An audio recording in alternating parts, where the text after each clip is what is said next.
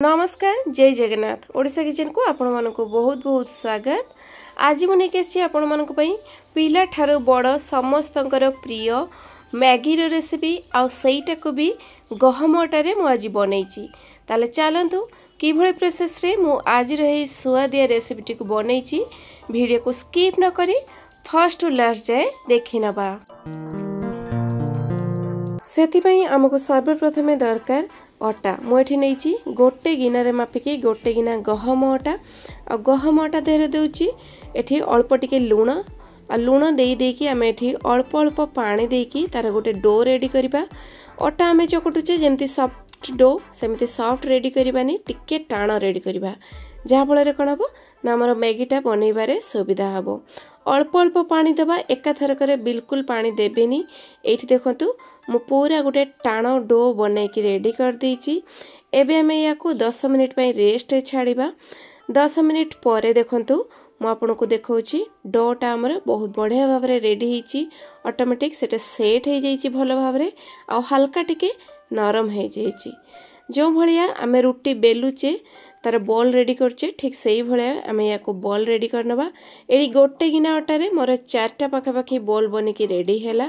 जेहेतु टिके टाण अच्छी आमर बॉलटा तेणु हाथ में आम या आउ टिके दली नबा जहाँफल टिके सॉफ्ट हो।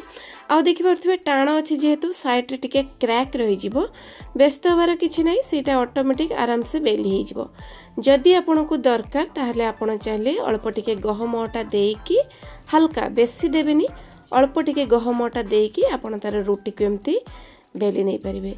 आउ एठी जो रुटी को आपण बेलिबे रुटीर बेलाटा रुटीटा अत्यधिक आमर मोटा हेबनी किंबा अत्यधिक पतला करिबेनी। जेमिति आपण देखि पारथिबे वीडियो रे ठीक सेही भलिया आपण मोटा रखिबे। नहीं जिबा गुटे एठी पिज्जा कटर आ पिज्जा कटर सहायता रे आमे सरू सरू पतला पतला जेमती आमे मैगी लंबा लंबा काटुचे ठीक सेमिति काटी नेबा।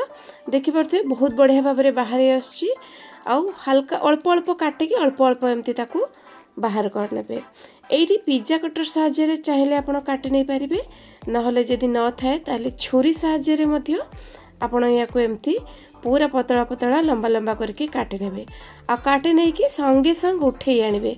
उठेई आनिकी ताकू प्लेट को रखिकी नहले गोटे साइड को रखिकी टिके सुखई नेबे। फैन तले मध्य चाहिले आपण मध्य सुखैकी नै परिबे। एठी देखंतु मु सब गुडी को एमती काटे नैची आ त गोटे प्लेट को बाहर कर नैची। सेही भली प्रोसेस रे हमर बाकी जो आमे बॉल गुडी को रेडी करथिले एमती बनई नबा। एपटे मु सस्पेन रे नै जाईची 2-3 कप मापर पानी। पानी एटी फुटी गला परे ता देहरे स्वाद देखि के दबा लूण 2-3 चमच मापर दबा रिफाइन तेल। रिफाइन तेल देवा फल कौन हम ना आमर मैगीटा परस्पर सहित लगी होगी रही। पानीटा जिते भल भाव में फुटीज से आम मैगी सब को ऐड करवा। आ मैगी को ऐड करके जेहेतु गहम अटार आम या बनईचे पाखापाखि 4 ରୁ 5 मिनिट पर्यंत फुटेबा। भल भाव में फुटिले सेते भल भाव में सीझिब। ये देखंतु 4-5 मिनिट परे बहुत बढ़िया भाव में सीझी गलानी। देखिकी आप जानी पार्थिबे पूरा गोटा गोटा होकी अच्छी। ताको एबे हमें गोटे स्ट्रेनर को बाहर कर देबा। आ बाहर कर देकी संगे संग ता देहरे दे देबा ठंडा पानी देकी धोई नबा। ठंडा पानी देकी धोई देबा फल रे गोटा गोटा चिपा चिपा होकी रहबनी पूरा गोटा गोटा होकी रहइबो। ता गोटे प्लेट को बाहर करी आनिबा। आ प्लेट को बाहर करी आनकी अल्प किछि ड्रॉप ता देहरे तेल देई देकी आमे ताको हाथ रे एमती गोळै नेबा जहा फल रे मध्य एटा पूरा गोटा गोटा होकी मैगीटा रहिबो। एई भलिया छोट छोट टिप्स को आपण निश्चित भाव में फॉलो करिवे।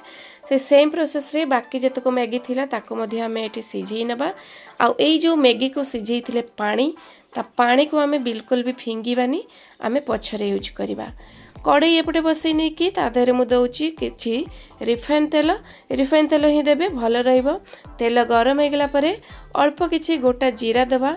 जीरा फुटे हो गला परे एठी को नैछि 8-10 कोला रसुण को छोट छोट पीसेस रे काटिकी नेबे भल रहिबो। 2टा कंचा लंका दउची राग आपण जो हिसाब रे खाइबे सही हिसाब रे देबे। आउ नैछि मोठी गोटे मीडियम साइज रो पियाज को छोट छोट करके काटिकी पियाज एठी टिके मौली जीवा पर्यंत हल्का टिके भाजी नबा। अधिका बिल्कुल भी भाजीबानी। आ ता देहरे मु ऐड करछि एठी छोट छोट कटा हेतिबा किछि गाजर आपण जो हिसाब रे आपण पाखे जहाँ किसी भी परिबा थिबो आपण ताकू नहीं परिबे जेमति कि बंधाकोबी हो कैप्सिकम हो बीटरूट किंबा झुडुंग आउ नहींची मु एठी छोट छोट काटा किछि टमाटो आउ नहींची किछि ग्रीन पीस थिले आपण ऐड करिवे नहले नाइ स्किप करि परिबे।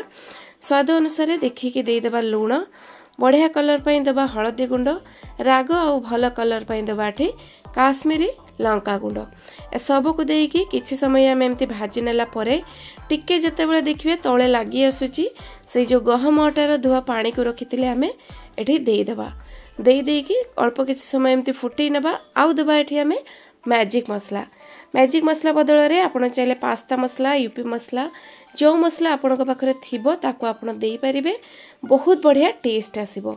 एठी अल्प अल्प पानी देकी आमे तार गोटे बढ़िया मसला एमती रेडी करनबा टिके सुखिला लागुची मसलाटा आउ अल्प टिके पानी देई नबा देखंतु बहुत बढ़िया ग्रेवी रेडी हो गलानी। टमाटो सॉस अल्प किछि देई देबा चिली सॉस अल्प किछि देई देबा गोटे चमच पाखा पाखी आउ देई देबा हाफ चमच मापर सोया सॉस देबे कलरटा तार बहुत बढ़िया आसीबो आ टेस्टटा मध्य बहुत बढ़िया आसीबो। देखि परथबे बहुत बढ़िया ग्रेवी बनिकी हमर रेडी हो गलानी। एबे हमें देई देबा जो मैगी को काटिके सिझेइकी रखिथिले से सब को देकी गैस फ्लेम को पूरा स्लो रे रखिबा आउ मसला सहित आम एठी भल भाव में मिसई नेबा। आपण चाहे ए स्टेज रे अंडा जदि पसंद है अंडा मध्य ऐड करि परिबे। मते जेहेतु अधिका टिके मैगी रे झोल झोल पसंद तो मु आउ टिके अधिका पानी देकी याको आउ 2-4 मिनिट पाखापाखि फुटई नेबी। बस रेडी हो गला गरमा गरम एई भळे आपण सर्व करंतु पिला को खाइबा पई दियंतु पिला माने बिल्कुल भी जानि परिबेनी कि आपण कोथिरे बनेकी देइचंती। तो दर्शक बंधु आशा करछु आज रेसिपीटी आपण मानको निश्चय भल लागिथिले प्लीज लाइक करिवे शेयर करिवे चैनल नुआ थिले सब्सक्राइब निहाती करिवे। पुणी देखाबा गोटे नुआ वीडियो रे नुआ रेसिपी सहित से पर्यंत रहउची नमस्कार जय जगन्नाथ।